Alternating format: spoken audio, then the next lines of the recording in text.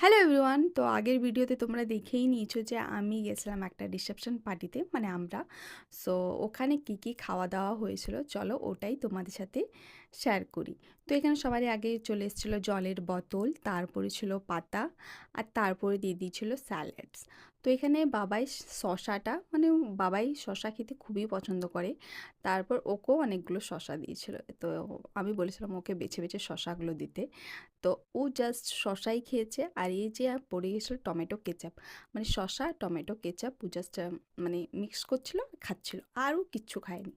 তারপরে চলে এসেছিলো ভেজ কাটলেট, যেটা খেতে খুবই সুন্দর হয়েছিল। এই যে দেখতে পাচ্ছ আমি খেয়ে নিয়েছি, আর সত্যি খুবই টেস্টি লাগছিলো খেতে। তারপর চলে এলো বেবি নান, যেটা আমার খেতে খুবই ভালো লাগে, আর মনে হচ্ছিল সব আমার ফেভারিট খাবার আমি খাচ্ছিলাম। কেন কি বেবি নান, তারপর চানা পনির, এগুলো আমার খেতে খুবই ভালো লাগে। সো চানা পনিরটাও খেতে খুবই টেস্টি হয়েছিল, আমি ভালো লাগছিল খেতে। তারপর চলে এসেছিলো বাসন্তী পোলাও, আর বাসন্তী পোলাওয়ের সাথে এখানে ছিল একটা মিক্স ভেজ।